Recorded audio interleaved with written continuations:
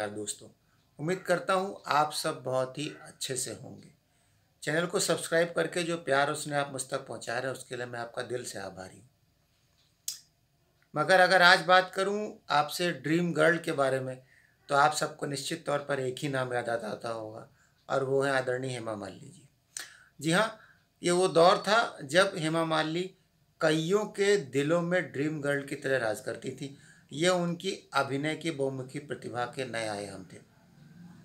जी हाँ, सौंदर्य इतना हसीन कि जो एक बार देख ले वो सीधे उनसे शादी की ही पेशकश करने के बारे में सोचता था। लेकिन ये रिश्त बहुत लंबी थी।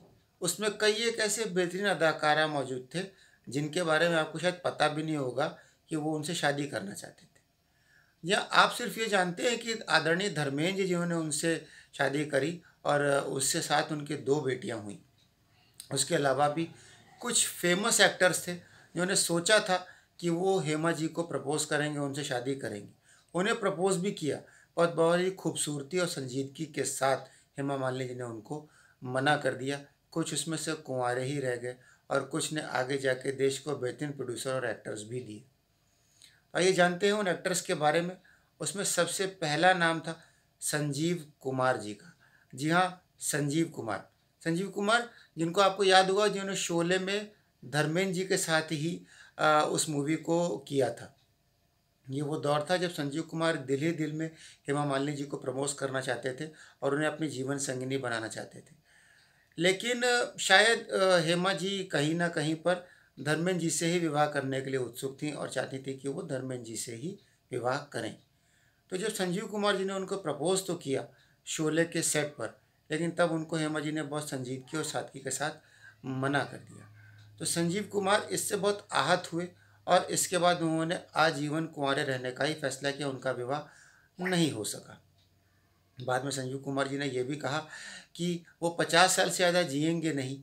उनकी अपने बारे में भविष्यवाणी ये सच साबित हुई और 47 साल की उम्र में वो इस दुनिया में नहीं रहे। वर्सेटाइल एक्टर थे। संजीव कुमार के पास दूसरा नाम ये आता है, इसके बारे में बहुत कम लोग जानते होंगे, वो थे आदरणीय राजकुमार साहब। जी हाँ, जानी के नाम से फेमस, अपने अदाकारा से हमेशा सामने वाले की एक्टिंग को ढीला कर देने वाले राजकुमार जब पर्दे या स्क्रीन पर आते थे तो कोई भी उनकी एक्टिंग के आगे टिक नहीं पाता था। लेकिन उनका भी एक वीक लिंक था और वीक लिंक ये था कि वो भी शायद हेमा मालिनी जी से शादी करना चाहते थे। ऐसा खबरों में कहा गया है। उनका नाम उस दौर में हेमा मालिनी जी से जोड़ा गया है। राजकुमार जी ने भी हेमा मालिनी जी को प्रपोज़ किया था, लेकिन हेमा जी ने उनको भी बड़ी संजीदगी के साथ और सादगी के साथ मना कर दिया। अब इसमें तीसरा नाम आता है जो कि जानकर आप हैरान हो जाएंगे, हमारे जंपिंग जैक यानी कि एक्टर जितेंद्र जी। जी हाँ, जिन्होंने कि इंडियन हीरो के डांस मूव्स को नया आयाम दिया। उस दौर में डांस कैसे किया जाता है और किस किस तरीके से हीरो डांस कर सकता है, जितेंद्र जी ने ही सिखाया। जितेंद्र जी जो कि बॉम्बे के मरीन ड्राइव के बहुत शौकीन थे, वो भी हेमा मालिनी से शादी करना चाहते थे और खबरों के हिसाब से चले तो अमूमन वो शादी कर भी चुके होते अगर उसमें धर्मेंद्र जी ने खलल ना डाला होता। तो इस तरह से उनका जितेंद्र जी के साथ भी शादी नहीं हो सकी, लेकिन जितेंद्र जी ने बाद में शोभा कपूर जी के साथ विवाह कर लिया और बाद में उन्होंने देश को एकता कपूर और तुषार कपूर नाम के 2 बेहतरीन रत्न दिए। देखिए, एकता कपूर ने टीवी सोप्स को नया आयाम दिया और एक से एक बेहतरीन सीरियल दिए और टीवी सोप्स के जो स्टाइल था उसको ही बिल्कुल चेंज कर दिया। और तुषार कपूर ने भी इंडस्ट्री में बहुत अच्छा नाम कमाया, गोलमाल जैसी मूवी, हिट मूवीज़ में काम करा। हालांकि उनका करियर बहुत अच्छा आगे नहीं चल रहा, लेकिन फिर भी वो अच्छे एक्टर के तौर पर जाने जाते हैं। इन 3 को दरकिनार किया हेमा जी ने और उसके बाद धर्मेंद्र जी शादी करी। हालांकि धर्मेंद्र जी उस वक्त ऑलरेडी शादीशुदा थे और उनकी ऑलरेडी 4 संतानें पहली ही पत्नी से थीं, लेकिन उसके बाद भी अपना नाम बदल कर धर्मेंद्र जी ने और हेमा जी ने दोनों ने आपस में विवाह कर लिया और बाद में उनकी 2 बेटियां हुई। इसमें ईशा देओल को आप जानते हैं, जो कि एक बेहतरीन अभिनेत्री के तौर पर जानी जाती हैं।